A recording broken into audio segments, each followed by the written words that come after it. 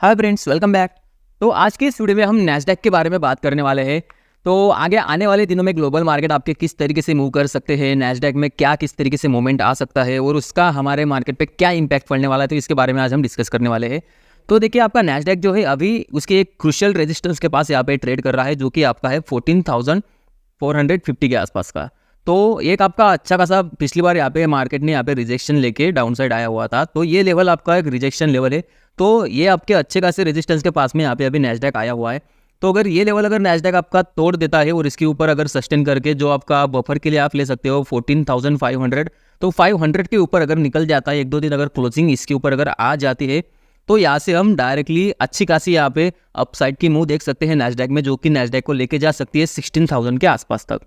तो इसका क्या इम्पैक्ट यहाँ पे हमारे इंडियन मार्केट पे होने वाला है, तो देखिए हमारा जो आईटी सेक्टर है, आईटी सेक्टर आपका पूरा डिपेंड है आपके नैस्डैक के ऊपर। तो अगर वहाँ पे अगर आपका नैस्डैक अगर मूव करेगा तो आपका आईटी सेक्टर भी मूव करेगा।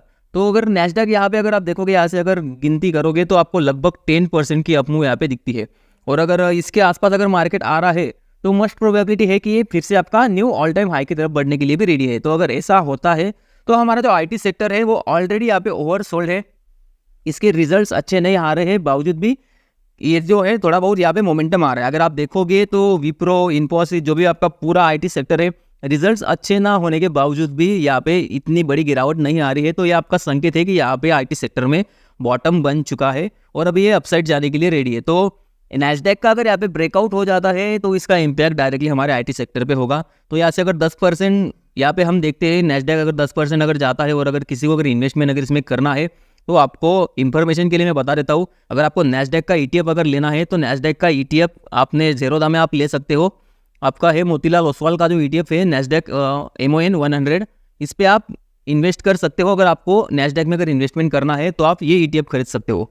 तो ये ईटीएफ डायरेक्टली आपके नैस्डैक को रिप्रेजेंट करता है। अगर वहाँ पे अगर नैस्डैक बढ़ेगा तो आपका ये MON 100 जो अगर आप ज़ेरोधा में सर्च करोगे तो ये ईटीएफ भी इसके अकॉर्डिंगली वो भी बढ़ता है।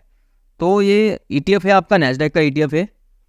तो ये इंपॉर्टेंट लेवल के पास में अभी ट्रेड कर रहा है, जो कि आपका 14,500 के ऊपर निकलने के बाद यहाँ पे अच्छी खासी अपसाइड है। तो ये ध्यान रखना है, अगर नैस्डैक अगर ऊपर निकल जाता है तो यहाँ से हमें अपना आईटी सेक्टर पे अच्छा खासा बुलिश हो जाएगा। तो आज जो है आपका यूएस का जॉब डेटा आने वाला है। तो जॉब डेटा का जो भी रिजल्ट निकल के आता है, मार्केट उसको पॉजिटिवली लेता है या फिर नेगेटिवली लेता है, ये हमें देखना है। अगर पॉजिटिव लेता है और पॉजिटिव लेने के बाद अगर इसको अपसाइड में ब्रेक कर देता है तो मस्ट प्रोबेबिलिटी है कि अगले ही हफ्ते में आपको अच्छी खासी यहाँ पे आईटी सेक्टर में अच्छी खासी अपसाइड की मूव यहाँ पे दिख सकती है। तो ये आपका जो है पूरा इंडेक्स हिलाने के लिए रेडी है। अगर आपका पूरा आईटी सेक्टर अगर भागता है तो आपका निफ्टी ऑलरेडी 21,000 के आसपास में है, बैंक निफ्टी भी आपका बुलिश है। तो आपका निफ्टी भी आसानी से 21,000 को ब्रेक करके फिर से 22,000 तक जाने के लिए फिर से रेडी है। तो यही था आज के लिए। डिस्क्रिप्शन में मेरे टेलीग्राम चैनल की लिंक दी हुई है, प्लीज़ जाके ज्वाइन कीजिएगा। लाइव मार्केट में कुछ अपडेट रहे तो मैं वहाँ पे अपडेट कर देता हूँ। बाकी अगर आपको वीडियो अच्छी लगी तो प्लीज़ लाइक करिए, चैनल को सब्सक्राइब करिए। तो आज के लिए बस इतना ही था, मिलते हैं नेक्स्ट वीडियो में।